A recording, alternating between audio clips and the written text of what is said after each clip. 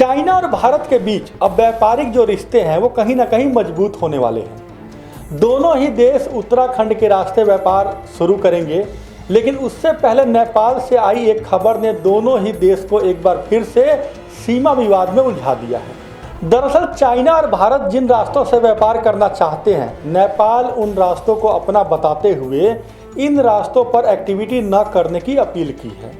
तो वहीं भारत ने भी नेपाल को करारा जवाब देते हुए कहा कि यह न तो ऐतिहासिक तथ्यों पर आधारित है और न ही सबूतों से साबित होता है। चलिए अब आपको बताते हैं कि यह पूरा मामला क्या है। दैनिक भास्कर में छपी खबर के मुताबिक चीनी विदेश मंत्री वांग यी 18-19 अगस्त को भारत आए थे। दोनों देशों के बीच हुई बातचीत में लिपुलेख के साथ सिपकीला और नाथुला दर्रों से कारोबार बहाल करने का फैसला लिया गया।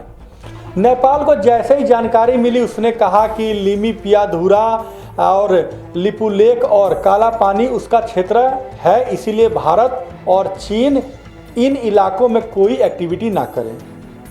नेपाल के इस बयान के बाद भारत ने भी अपने जवाब में कहा कि 1954 से लिपुलेख के रास्ते व्यापार हो रहा था, जो कोरोना और अन्य वजहों से रुका हुआ है, लेकिन अब दोनों देशों ने इसे फिर से शुरू करने का फैसला किया है। वहीं भारत ने यह भी कहा कि नेपाल जिन क्षेत्रों पर अपना दावा कर रहा है वो तथ्यों पर आधारित नहीं है। वहीं भारत ने नेपाल से कहा कि वो इस विवाद का हल बातचीत और डिप्लोमेसी से करने को तैयार है, यानी नेपाल के लिए दिल्ली के रास्ते हरदम खुले रहेंगे। आपको बता दें कि 2015 में भी नेपाल ने इसका विरोध किया था, जब प्रधानमंत्री नरेंद्र मोदी चीन यात्रा के दौरान तत्कालीन चीनी प्रधानमंत्री केकियांग के बीच लिपुलेख के रास्ते व्यापार बढ़ाने पर समझौता हुआ था। नेपाल ने उस वक्त भी इसका विरोध किया था।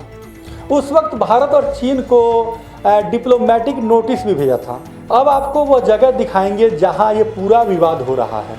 दरअसल लिपुलेख नेपाल के उत्तर पश्चिम में स्थित है। ये तीनों ही देश नेपाल, भारत और चीन से सटा है। भारत इसे उत्तराखंड का हिस्सा बताता है तो वहीं नेपाल इसे अपना हिस्सा बताता है। 2019 में भारत जम्मू कश्मीर का विभाजन कर 2 केंद्र शासित प्रदेश बनाया था। उस वक्त एक नक्शा जारी किया गया था जिसमें इस हिस्से को शामिल किया गया था। उस वक्त नेपाल ने इसका विरोध करते हुए कहा था कि काला पानी उसका इलाका है, यानी भारत अपना नक्शा बदले।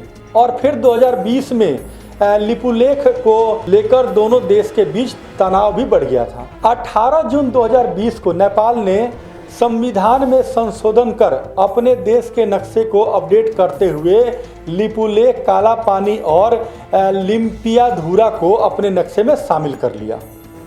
आज के लिए इतना ही। कल फिर होगी आपसे मुलाकात। तब तक के लिए नमस्कार। और आपसे अपील है कि इस वीडियो को ऐसा शेयर कीजिएगा और आपकी इस पर क्या राय है, अपनी राय कमेंट्स बॉक्स में जरूर दीजिएगा।